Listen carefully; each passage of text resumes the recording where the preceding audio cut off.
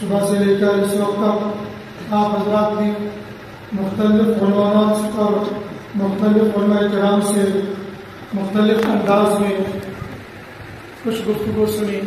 Programme کے مطابق اب ہمارے پروگرام میں صرف 20 منٹ باقی ہیں.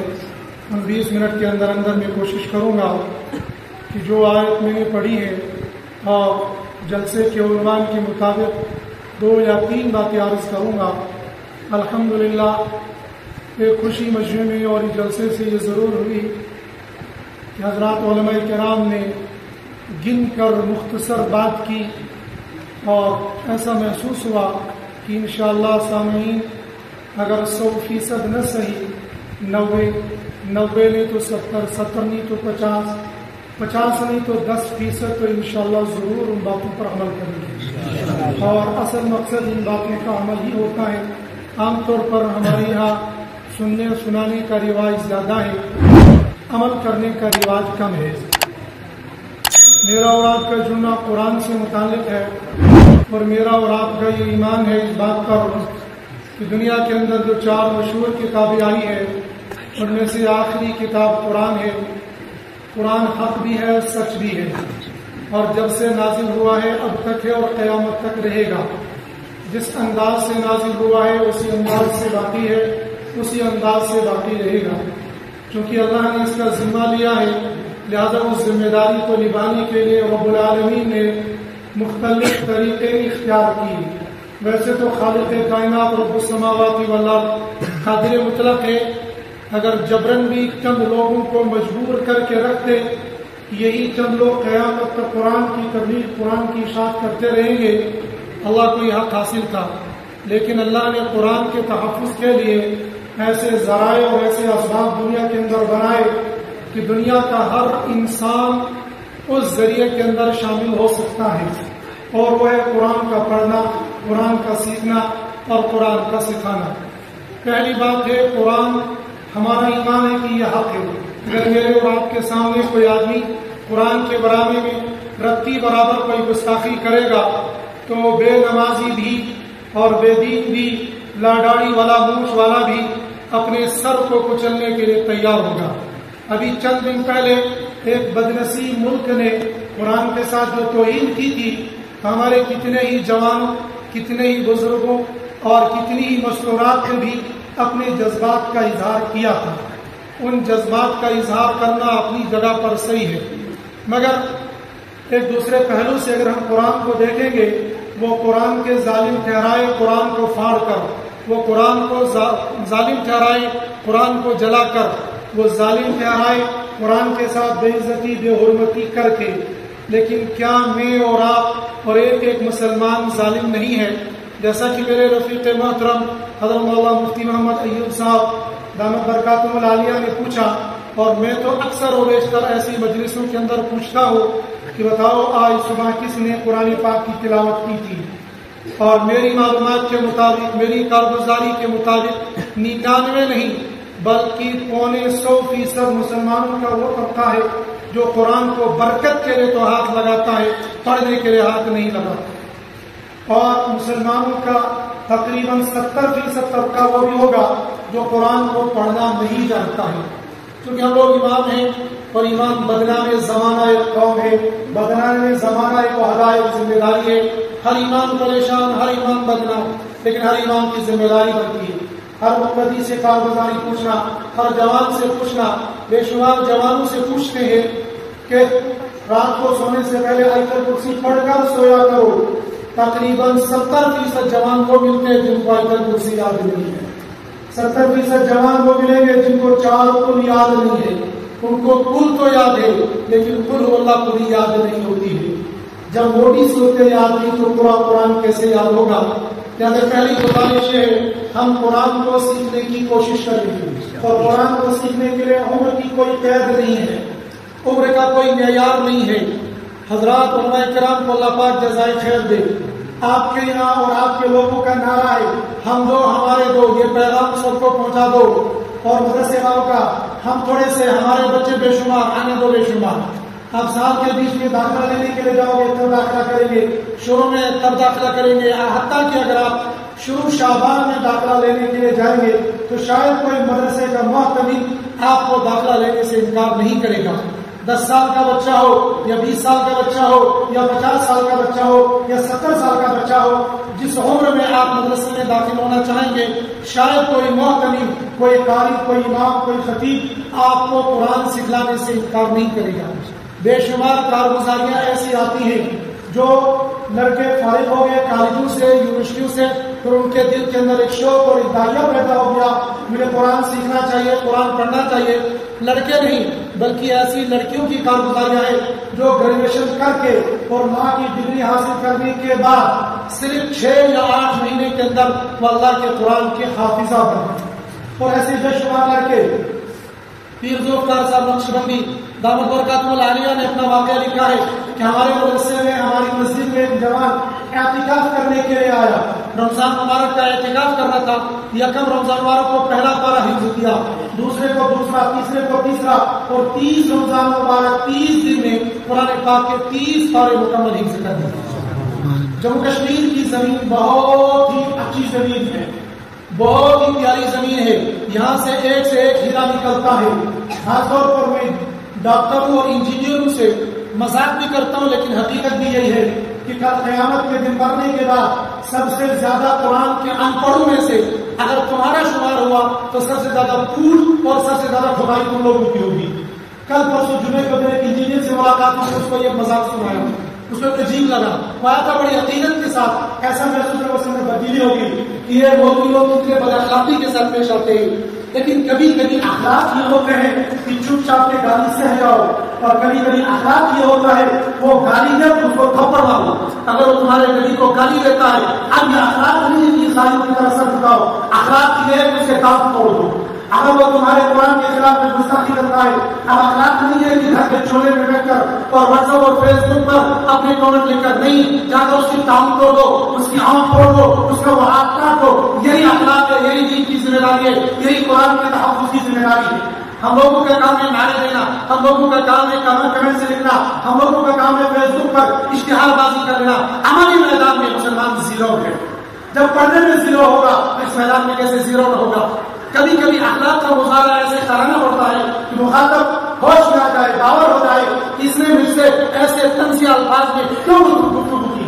میں نے اسے پوچھا ہماری مسجد پر نظر دوڑاؤ، اور نظر دوڑانے کے بعد میں تم کو آدھا گھنٹہ دیتا ہوں. آدھا گھنٹے کے بعد تم میرے اندازے کے مطابق یہ بتا سکو کہ ہماری مسجد میں سیمنٹ کتنا لگا ہے، سریا کتنا لگا ہے، بجلی کتنی لگی ہے، اور بلب کتنے لگے. یہ سارا کام ہو سکتا ہے. میں یہ نہیں کہتا 19-20، لیکن آپ 15 اور 20 کے درمیان کا اندازہ صحیح طریقے سے لگا سکتے ہو. اس نے کہا 15-20 کا نہیں، میں 18 اور 20 کا اندازہ لگا سکتا ہوں. میں نے کہا جب تم یہ گاڑے مٹی کا اندازہ لگا سکتے ہو تو یہاں سینکڑوں ٹن، سینکڑوں وزن کے اعتبار سے سیمنٹ بھی آیا ہوگا، سریا بھی آیا ہوگا. قرآن پاک کی تو صرف 6,666 آئے تھی. میرا رب پوچھے گا جب اتنی بلڈنگوں میں اتنی اینٹیں لگانے کا حساب تیرے پاس اور اتنا سیمنٹ لگانے کا یافتہ تیرے پاس موجود تھا، میرے قرآن کی 6,666 آئے تھے یاد کرنے کے لیے تیرے پاس حافظہ بتا. ایسے ڈاکٹر صاحب سے پوچھو، سینکڑوں نہیں، ہزاروں نہیں، بلکہ لاکھوں دوائیوں کے نام اس کو یاد ہوتے ہیں. اور قرآن کریم کی 6,666 آئے تھے وہ اس کو یاد کی کہ اگر قیامت کے دن یہ جوان اللہ کے یہاں مشرک نہیں ہوگا، یقینی طور پر اللہ کے یہاں مشرک ہوگا. لہٰذا میری اور پہلی آپ کی پہلی ذمہ داری یہ بنتی ہے ہم قرآن کے پڑھنے والے بن جائیں. پڑھیں گے انشاءاللہ، سیکھیں گے بھی اور پڑھیں گے بھی، اور روزانہ کے معمول کے مطابق کم سے کم ایک پارہ نہ صحیح کم سے کم آدھا نہ صحیح تو کم سے کم تہائی، اور تہائی نہ صحیح کم سے کم ایک رکوع کو ہر مسلمان کو اپنی تلاوت کا معمول بنا لینا چاہیے. بنائیں گے انشاءاللہ. پہلی بات. دوسری بات، اس قرآن کے تحفظ کے سلسلے میں جس طریقے سے مدارس نے اپنا انتظام کیا ہے، اپنے تن من دھن کی بازی لگا دی. یہ جو علماء کرام آپ کے سامنے موجود ہے، یہ جو حفاظ آپ کے سامنے موجود ہے، انشاءاللہ جس میدان میں آپ ان علماء کو ڈالو گے آپ سے زیادہ دوڑیں گے، آپ سے زیادہ کام کریں گے، آپ سے زیادہ پتھر اٹھائیں گے، آپ سے زیادہ مٹی کاٹیں گے، آپ سے زیادہ گھاس کاٹیں گے. لیکن ان لوگوں نے تمام چیزوں کو خیر آباد کہہ کر مدارس کی 4 دیواری میں اپنے آپ کو وقف کر دیا تاکہ اللہ کے قرآن بلند ہو جائے. آپ سے یہ لوگ 24 گھنٹے کی زندگی نہیں، آپ سے یہ لوگ 12 گھنٹے نہیں، آپ سے لوگ 6 گھنٹے نہیں، بلکہ کبھی کبھار 1 گھنٹا اور مالی تعاون کبھی کبھار مانگتے ہیں۔ رمضان مبارک میں بھی جب ہمارے سفرا آپ لوگوں کے گھروں پر آ جاتے ہیں تو کہتے ہو نا دہشت آئے، ان سفرا کو تم لوگ بھکاری سمجھتے ہو؟ اگر تم لوگ ان سفرا کو بھکاری سمجھتے ہو، جان لو تم نبی صلی اللہ علیہ وسلم پر الزام لگا رہے ہو۔ حضرت نبی کریم صلی اللہ علیہ وسلم نے اس کائنات میں سب سے بہترین شخص کے بعد وہ شخص فرماتے تمام کے تمام صحابہ مرید تھے، عمر فاروق مراد کی تمام صحابہ آئے تھے، عمر فاروق کو لایا گیا تھا، تمام کے تمام صحابہ تھے۔ عمر فاروق کے بارے میں کہا گیا لو کان بعدی نبی لکان عمر، اگر میرے بعد کوئی نبی ہوتا تو عمر ہوتے۔ فرمایا عمر جس گلی سے تو گزرتا ہے اس گلی سے شیطان نہیں گزرتا۔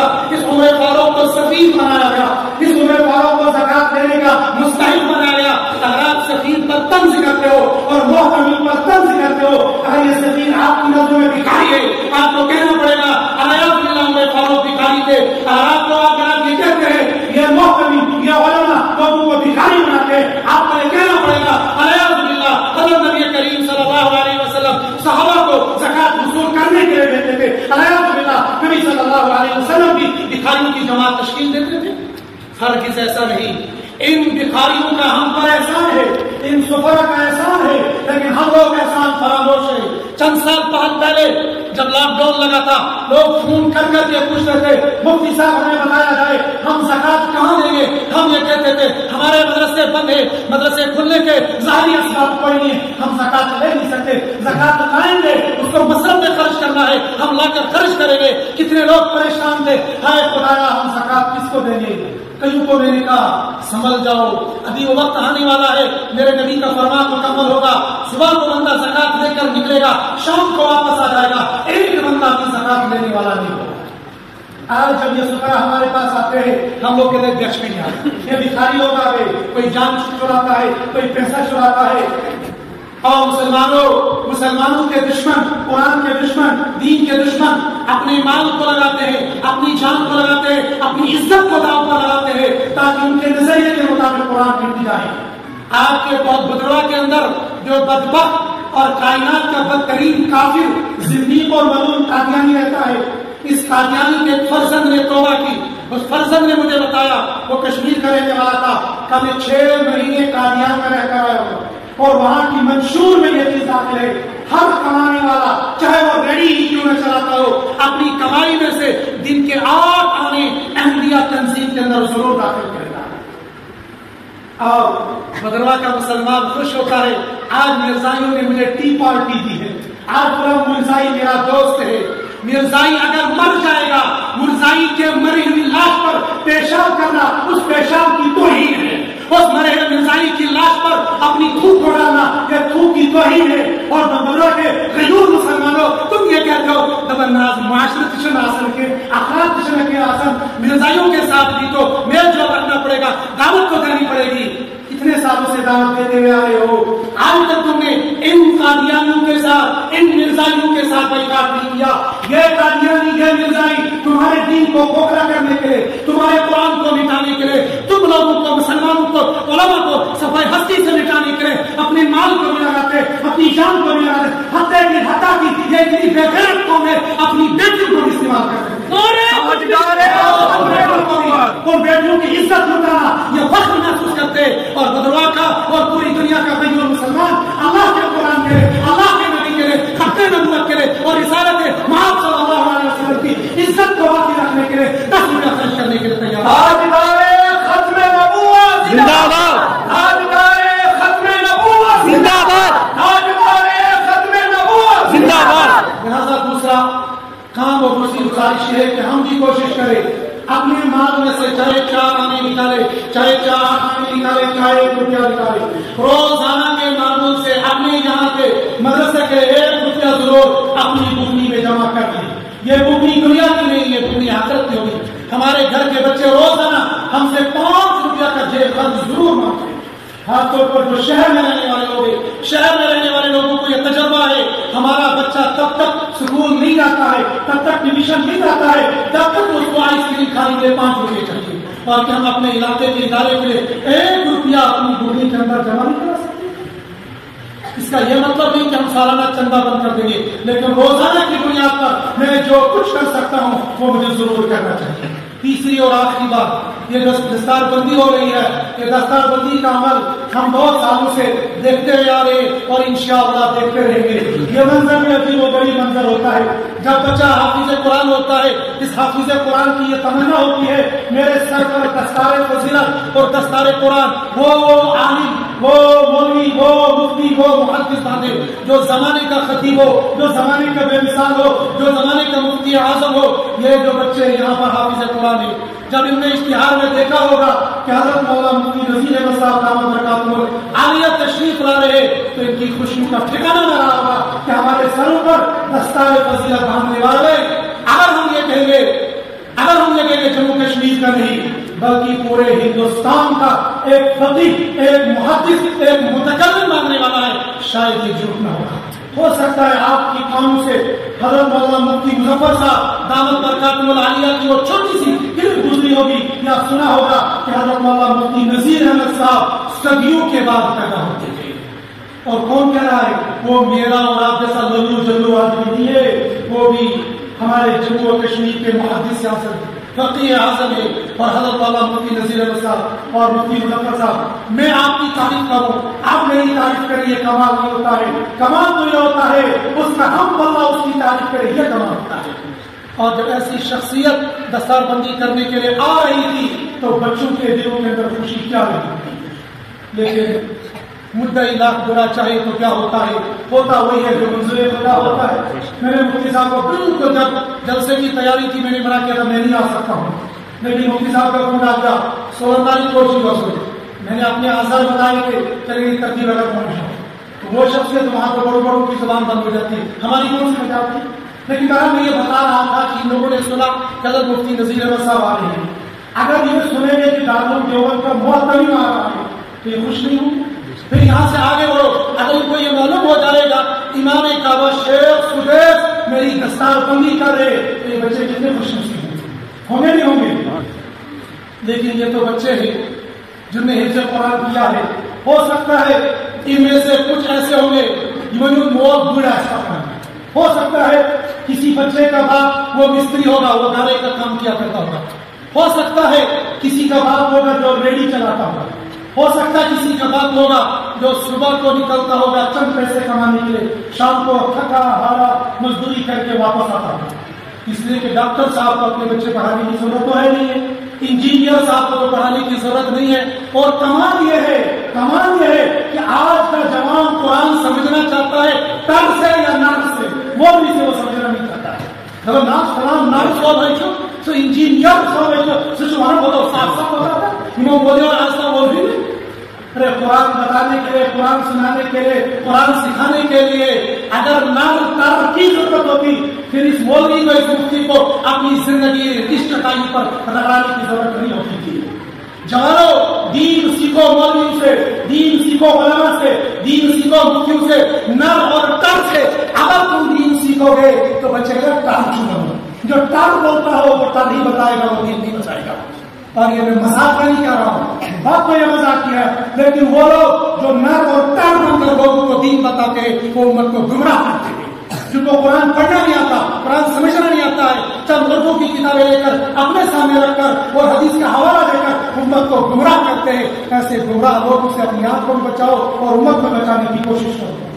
لیکن یہ مزدور طبقہ، یہ مڈل کلاس طبقہ، یہی لوگ اپنے بچوں کو مدارس میں ڈالتے ہیں، قرآن پڑھاتے ہیں۔ میں تو اصل بات یہ کہنے والا تھا، یہ بچے خوش ہو جاتے ہیں ہماری دستار بندی فلاں مفتی صاحب کر رہے، فلاں شیخ الحدیث صاحب کر رہے اور فلاں پیر صاحب کر رہے، یہ بڑے خوش ہوتے ہیں۔ لیکن سنو سنو سنو، ایک وقت وہ آئے گا صرف سلطنت کے اور مونا کے لوگ نہیں ہوں گے، صرف بدروا والے نہیں ہوں گے، اس لیے کہ بدروا والوں کو تو دین کی بات سننے کی فرصت نہیں ہے۔ اگر سیاسی جلسہ ہوتا وہ جھوٹے اور کذاب آتے، وہ آپ کو بجلی کے نام پر بیوقوف بناتے، پانی کے نام پر بیوقوف بناتے، سڑک کے نام پر بیوقوف بناتے، اور آپ بن جاتے ہو، وہ بنا رہے ہیں تم بن رہے ہو، تو یہ کھیل چلتا رہے گا۔ یہ کھیل چل رہا ہے، سارا دن دھوپ میں کھڑے رہیں گے، کسی کو کوئی احساس نہیں ہوگا۔